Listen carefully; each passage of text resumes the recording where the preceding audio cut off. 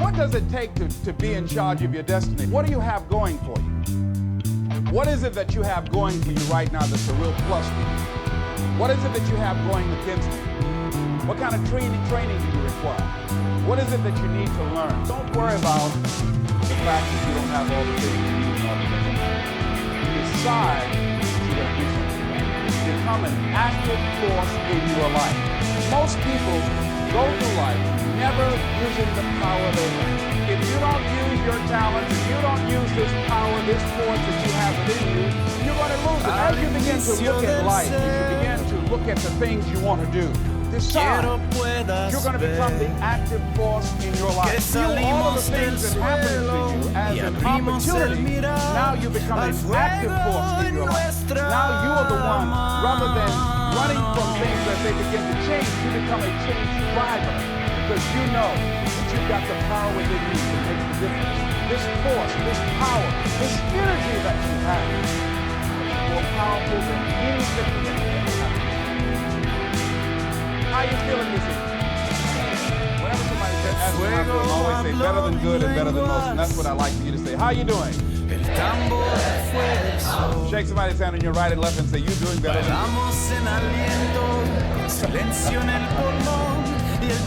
all right. You know, I like to say that because I believe that we are. We have a lot of things going on that most of us don't realize.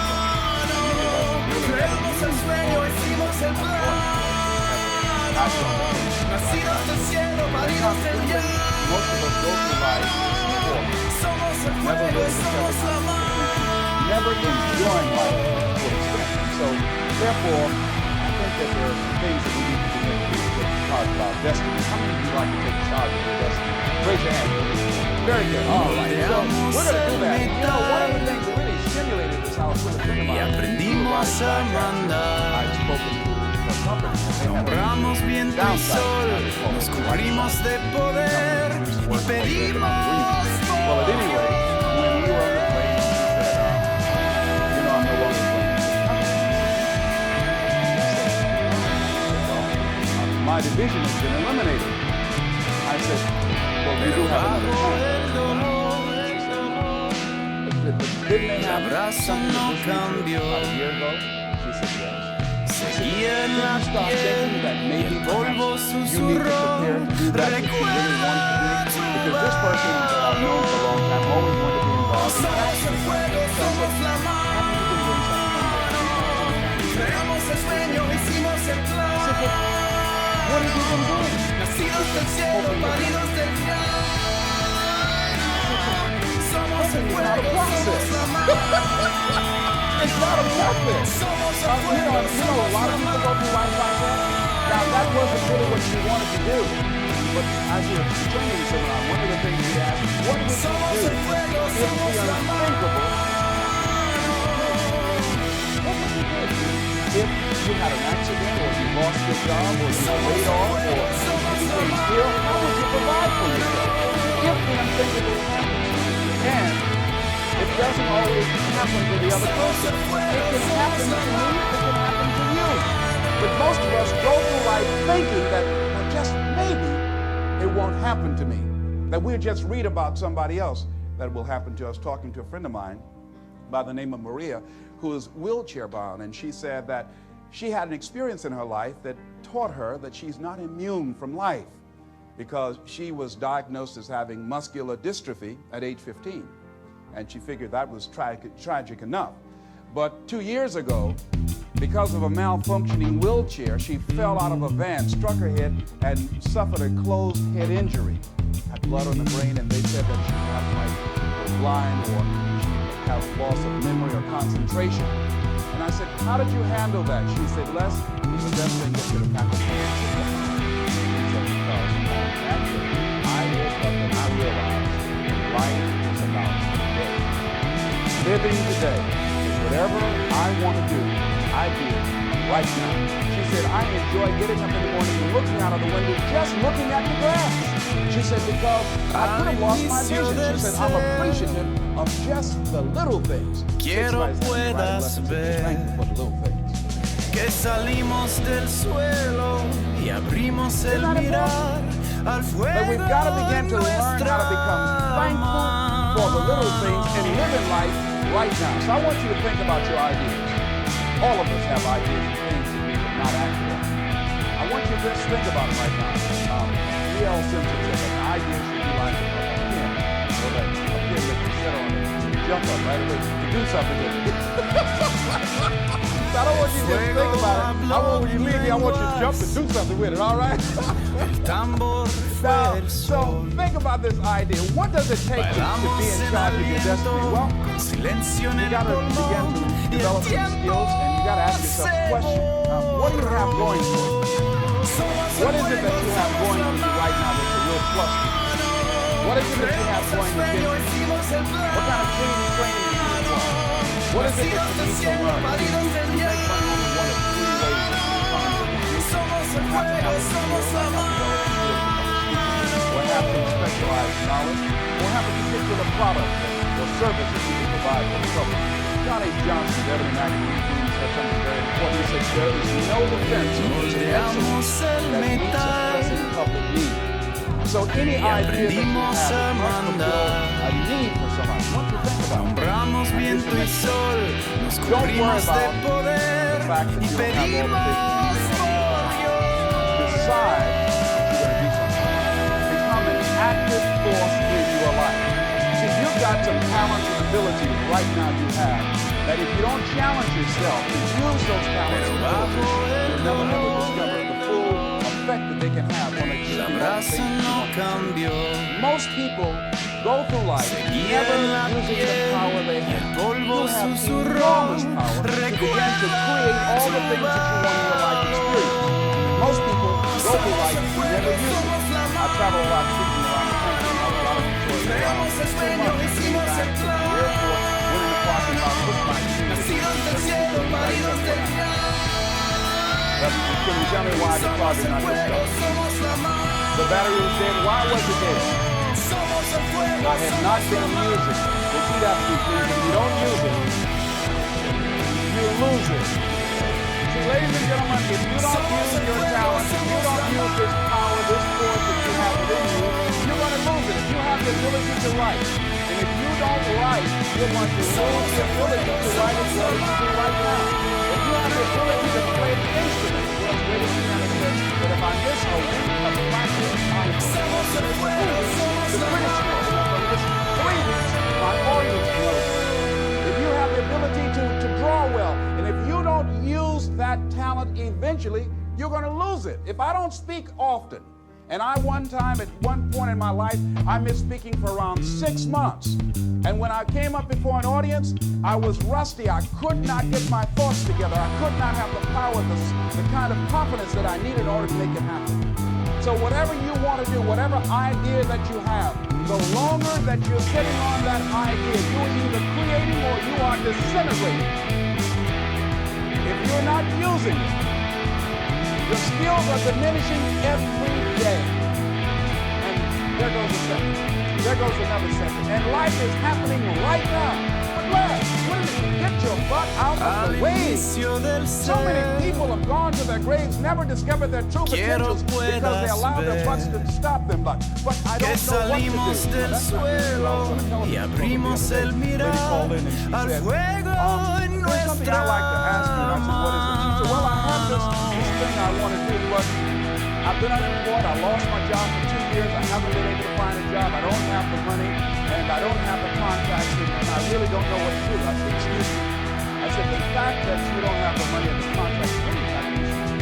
I said, what's the real issue? She said, what do you mean? I said, what's stopping you from doing what you want to do? She said, well, I don't know. I said, but if you did know, what would your answer be? She said, well, bailamos en aliento, silencio en el pulmón y el tiempo se borró. Somos el fuego, somos la mar.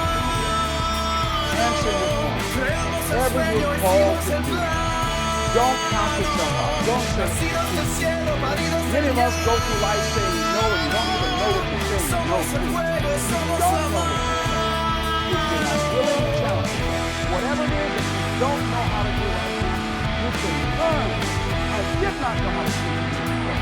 I did what I decided to do from this Moldeamos el metal research, if you do your homework, if you make y aprendimos a mandar. and you look at what do I have on Nombramos viento y sol, nos cubrimos de poder y pedimos por you develop your gifts. Your gifts are taken to places you never began to imagine. I decided to learn from all my life. I've been a jack of all trades. Ask of God. I mean, I did really good. I used to be an MC. I used to be public relations. I used to be door-to-door sales. I did a whole lot of things. But I decided y en la piel y el polvo susurró. Recuerda I would become a trainer. After doing that, and I said, I must become a business. Just decide that you can work with it. Don't let up on it. Keep right on working. Knowing that whatever you do, you get better with that. You get better at it. But whatever you are achieving right now, it's only the tip of the iceberg. Give it everything you got. Put your heart in it. Most people, when you're working on this, I've heard God say, all you can do, all you can do is nothing. You see, most people don't do all that. Most people go through life holding back. Have you ever had experience with starting your car and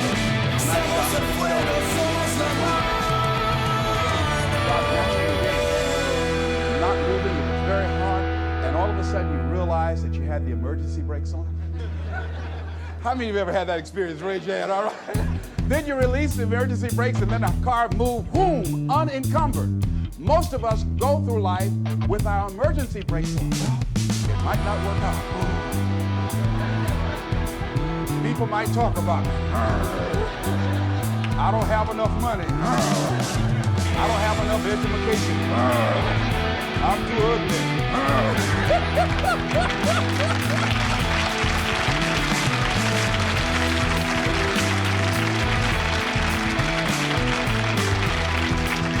Shake somebody's hand on your right and left and say, what you have is enough. Al inicio del ser. See, you know, there are two kinds of people in life. They're winners and whiners, you know. Que salimos del suelo y abrimos el mirar al fuego en nuestra mano. Life is not about that. See, the major key to your taking charge of your destiny is you. If you have credit or lost parole, that will help. You got somebody to co-sign for you, that will help.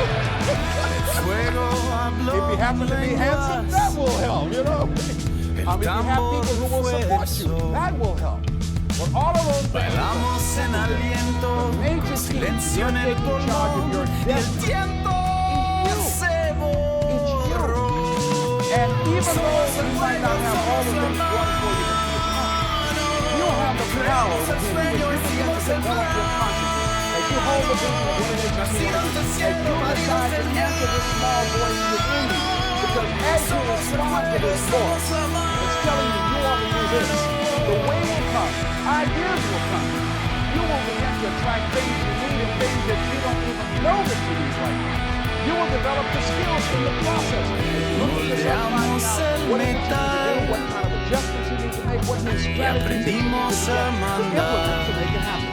But if you don't put yourself out, if you don't become actively involved in life, if you hold back on yourself and continue to procrastinate, when I saw a speaker who I said, no, if this guy can do this, I know I can do it. That was years after I had made the decision to do it. I was holding back on myself. I kept pulling up all around reasons and excuses to justify why I wasn't acting on my dreams. Most people go through life as volunteers. They go through life volunteering, giving excuses why they're not doing the things, giving excuses on why they're not doing the things, putting it off again and again and again, wasting valuable time. Creamos el sueño, hicimos el plan. Nacidos del cielo, paridos del plan. Somos el fuego, somos la mano. Somos el fuego, somos la mano. at your life now. You have it now. This is not a declaration. Somos el fuego, somos la mano. This is your Super Bowl.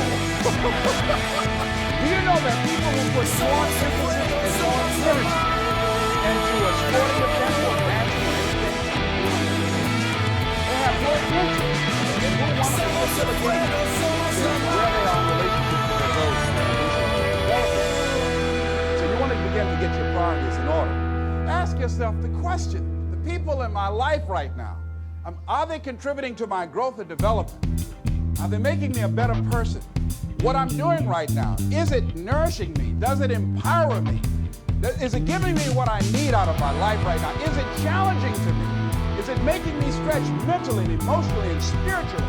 Is it getting the best out of me? See, this is the only life you got. So you don't want to squander it doing something you don't want to do, feeling you can't do any better. You can do better. You should do better. You deserve to do better. You are entitled to that. That is your right to do better. So resolve that with yourself.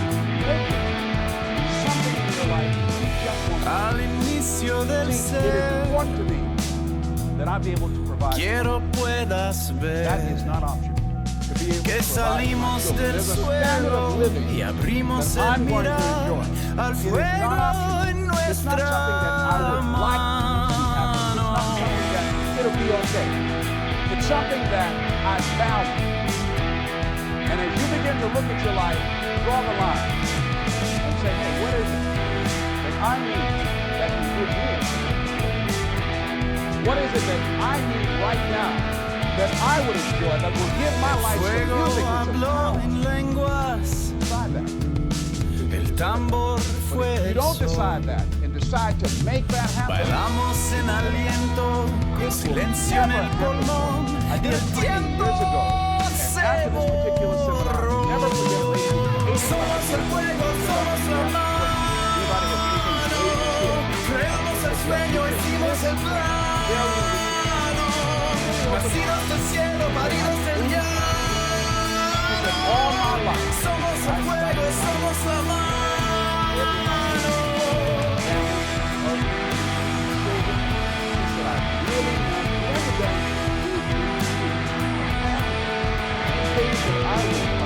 Moldeamos el metal y aprendimos a mandar. Nombramos viento y sol, nos cubrimos de poder y pedimos por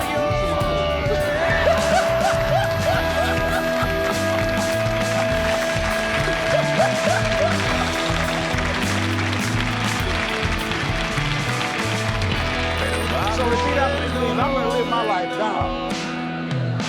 La brasa no cambió, Okay, now here's something else. seguía en la piel y el polvo susurró. Recuerda tu valor. Somos el fuego, somos la mano. Creamos el sueño, hicimos el plano. Nacidos del cielo, paridos del llano. Somos el fuego, somos la mano. Somos el fuego, somos la mano. Actively involved. Somos el fuego, somos la mano.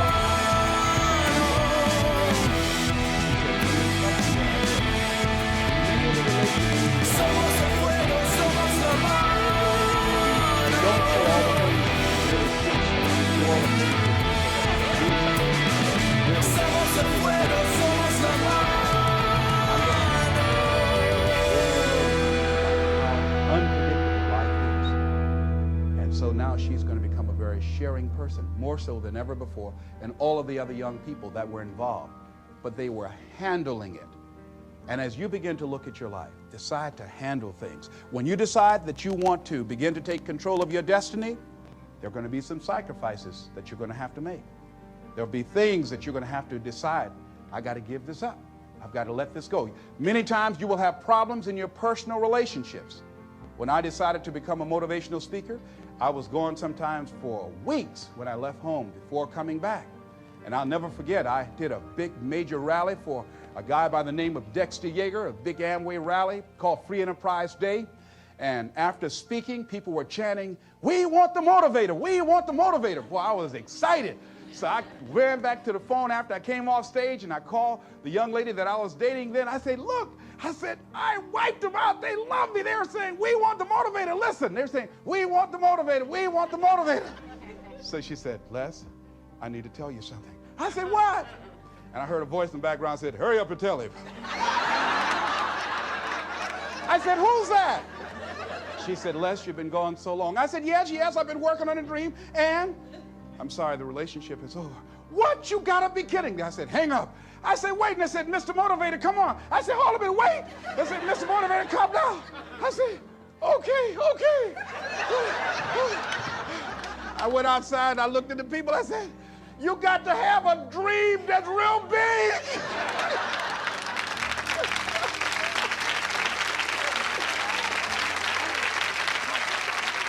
I said, sometimes things will happen to you that will catch you on the blind side and bring you to your knees.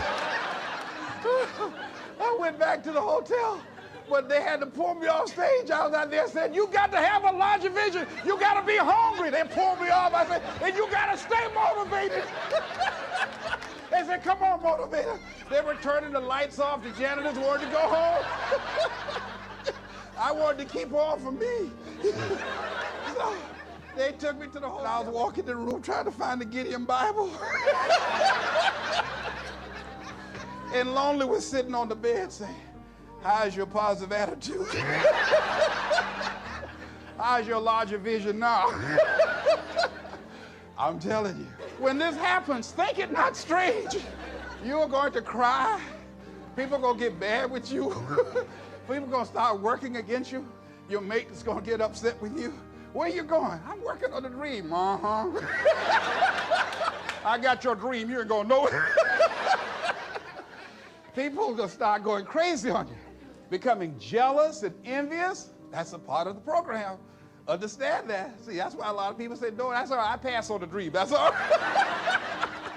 I just keep on biting my nails, hope nothing don't happen. But it's an experience that opposition, those obstacles that you will encounter, that's how you grow. That's how you become stronger.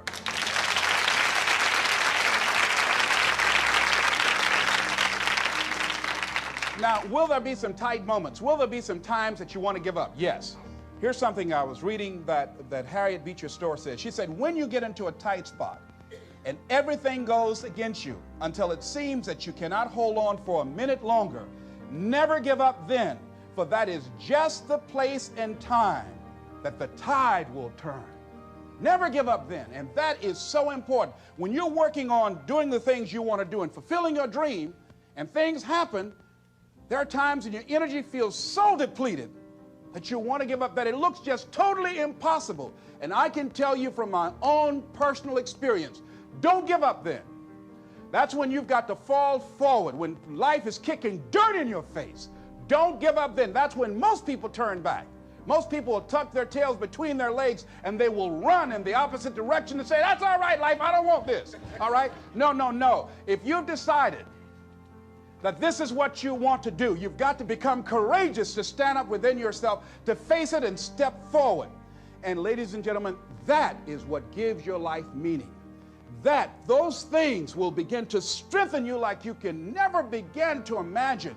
And I tell you, one of the most painful experiences I had in my life was also one of the most enriching, because they say that pain opens the space in the heart for joy. And because I did not buy into something, because I caught myself at a critical point and was able to back up and look at it, I was able to become free of the effects of what could have been a tragic situation for me and move on and do something about it. But I learned in the process that I had to learn to surrender and give certain things up. See, in life, everything that happens to you, there's a lesson in it. There's a lesson in it for you. If you look at it, whatever happens to you, just look at and view life that you're a student of the universe and say, what's in here for me to learn? One of the most tragic things that happened to me that could have been a tragedy was when I wanted to buy my mother a home, and I did that. And in my haste, and it was the first major purchase of property that I ever made in my life. And so I was naive. And so when we were sitting there at the closing, the attorney said, "Have you done a title search?" And I said, "What's a title search?" And she said, "Well, that's when you check to see whether or not there are any liens against the property before you purchase it so that you don't inherit any financial obligations of the previous owner." So the guy interrupted and said, "Look here." He said, "The only reason that I'm selling you this house, and I'm doing it at a loss, I can actually make more money.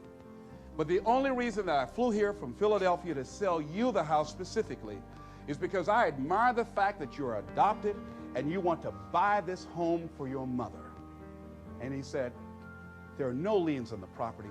I just want to help you." So I looked at my attorney. I said, "I believe you." She said, "Les, this is business. I'm not questioning his integrity, but I advise you not to sign the contract now." I looked at him. He said, "If you're not going to do it, man, I'll just go ahead on and make the money that I was going to make." I said, "Okay, no. I want to do it." I said, "I'll do it." So she said, "Okay." She said, "This is not the last house in the world." I signed the contract. After being in the house for around 2 months, I received a notice that I had to pay a lien of $25,000 or I had to get out of the house. I called the attorney. I said, "Look here, sir." I said, "My name is Les Brown. I'm the new owner of this property." I said, "I bought this home for my mother." I said, "She's 80 years old. I said, she has a bad heart, a serious condition." I said, "And I just cannot give up this home. And I just exhausted all of my resources to buy the house. It's all I have." I said, "Can we work out some kind of monthly payments? I don't know how much I can get, but if you can work with me, I guarantee I'll give you my word. I want to keep this home. I'll pay you back." He said, "We want the money in 6 weeks or you have to get out of the house. It's going to go on the auction block." I said, "Oh." I said, "But I borrowed everywhere I could just to get the $12,000 to put down on it." He said, "Mister, that's not my problem. You should have had a title search done." So I went back home and I worried for weeks. I lost around 23 pounds. I would go home to catch the mail so my mother wouldn't get it. They put a listing in the newspaper. People were driving around, wanted to come in the house to look at it. So I put a sign out front saying that the newspaper article was an error, saying that the house was up for sale. And finally, when they were coming for the day they were going to auction it on the courthouse steps, I knew the moment of truth had come. I had to tell my mother. So I walked all night that night. Around 2 o'clock in the morning, the children were asleep, my mother was asleep. I said, "Lord," I said, "why did this have to happen to me?"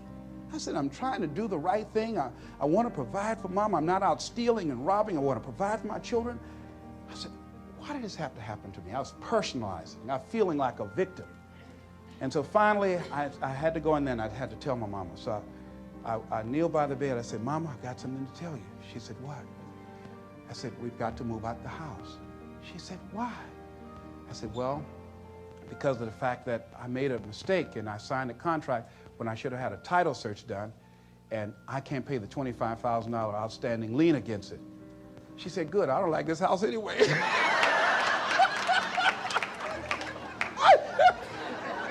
I said, "But you told me you did." She said, "I just said that for you because you liked it so much."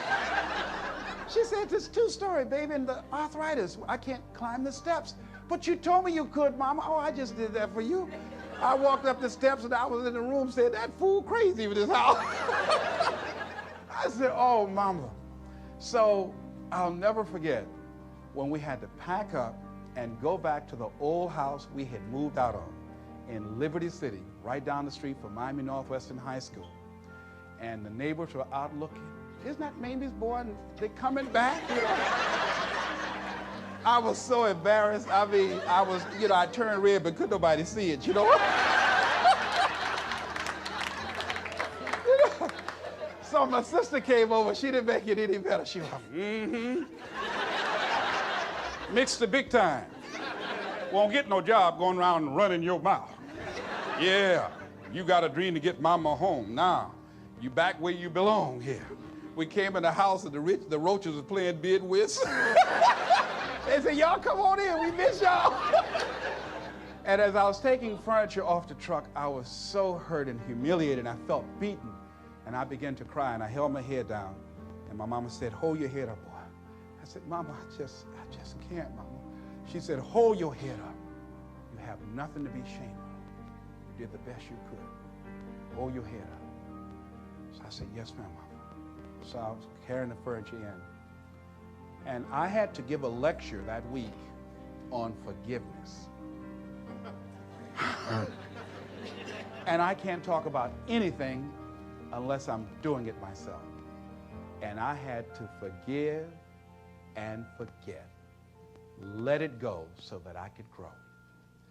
It took me time to work through that, but I did, and I was able to give the lecture. And to this day, I can't even remember the guy's name. But because I let it go and I began to focus my energy in the now, later I got a bigger and better home for my mama.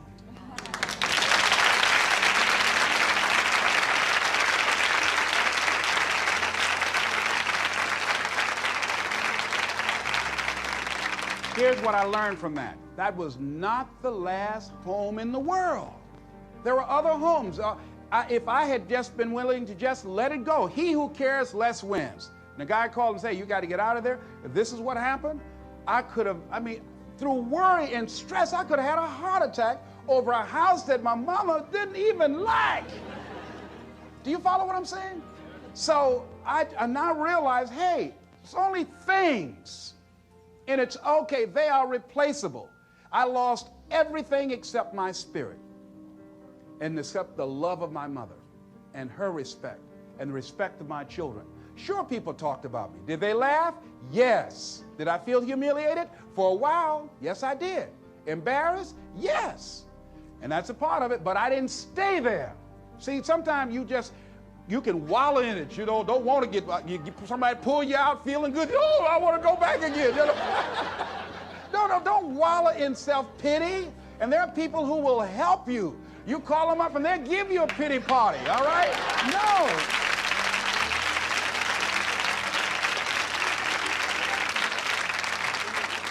I talked the other night about some explorers that were in Africa.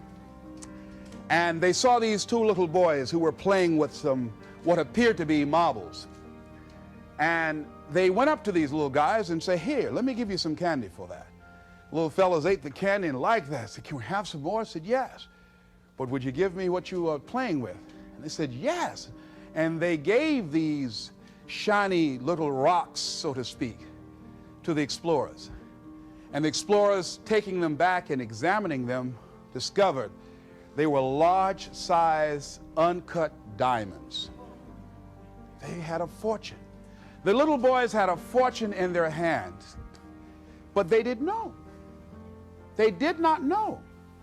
Repeat after me, please. If we knew better, we would do better. See, there are many of us, we work for people and sometimes put in 60 and 70 hours a week. Why? Because we have the ability, the talents, and the skills to contribute to the long-term growth and development and profitability of the company. Do we do that for ourselves? Oh, no. Why? Well, we say, well, I've got security. There's no such thing. It's an illusion in your mind. We go through life creating these illusions for ourselves.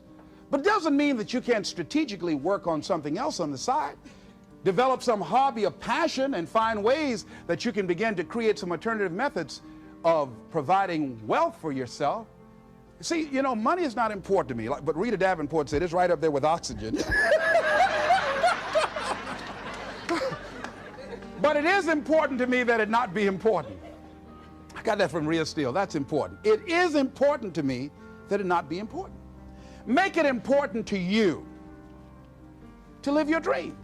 See, how many of you fly airplanes? You've been in an airplane? Raise your hand right. How many of you ever lost your luggage? Raise your hand, please. Raise your hand. All right, very good. Now, how many of you, if you knew your chances of getting to your next destination were as good as your luggage, would you still get on an airplane? No hands went up. You know why? You know why you could get on the airplane where your luggage is supposed to go and you show up and your luggage does not show up? because the airline has made human cargo getting to the destination important, more important than the luggage. Aren't you glad? She said, yeah, I ain't gonna fuss no more. So as you begin to look at life, as you begin to look at the things you want to do, decide that you're going to become the active force in your life. Decide that you're not going to go through life feeling like a victim. Decide that when things become challenging, and they are, that you're not going to personalize it, that you're going to look at it and you do whatever you must do in order to work things out and learn from it. Learn from it. That's the key. I like what Charles Udall said. He says, in life, you will always be faced with a series of God-ordained opportunities, brilliantly disguised as problems and challenges. If you've lost your job, don't say that I've been laid off. Just say, I've been given an opportunity by the universe to find my life work.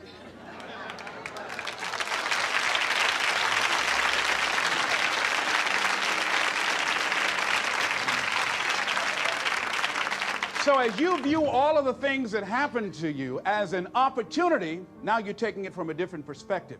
Now you become an active force in your life. Now you are the one, rather than running from things as they begin to change, you become a change driver, because you know that you've got the power within you to make the difference. This force, this power, this energy that you have, that's more powerful than anything that can ever happen to you.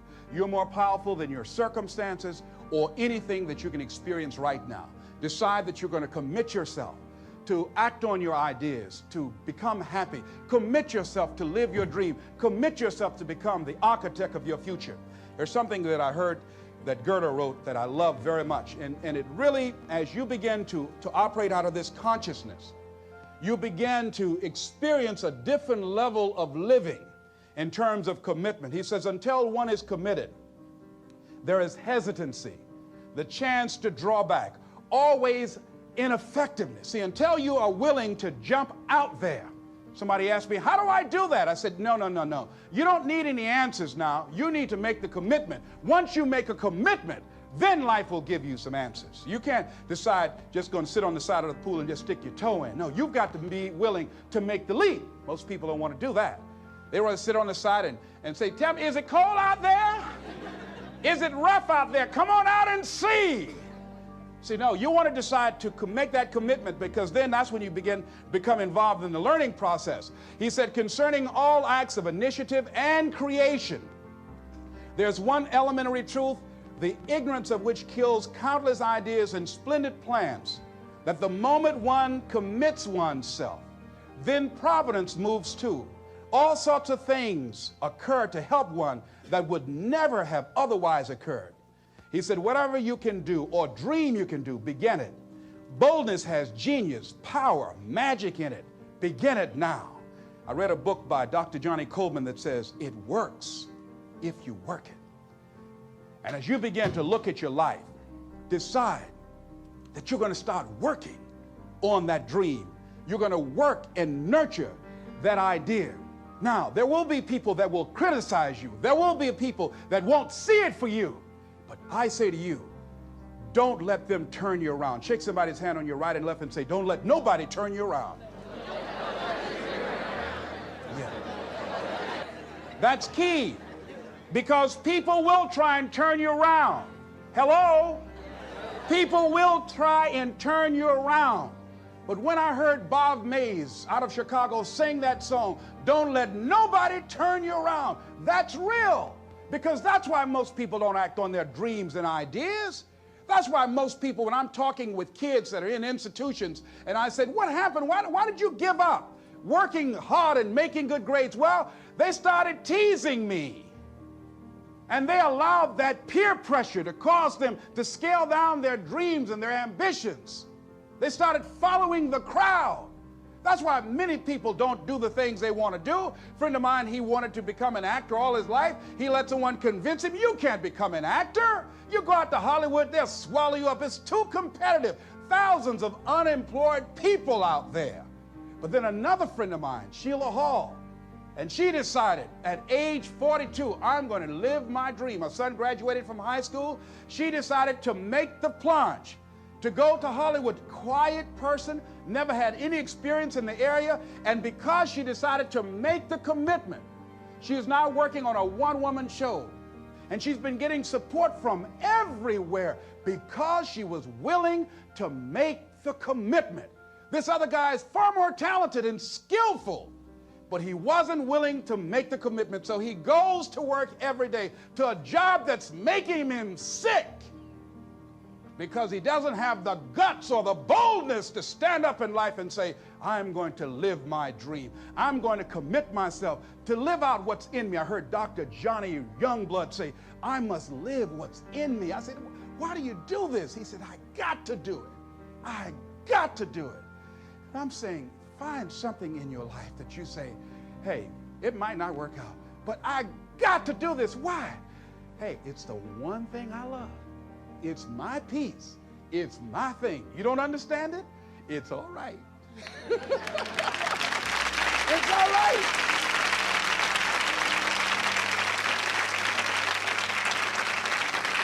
You don't need anybody to understand it. You don't need anybody to approve you. You don't need anybody to say, go ahead on and do it. If you get that, that's fantastic. If you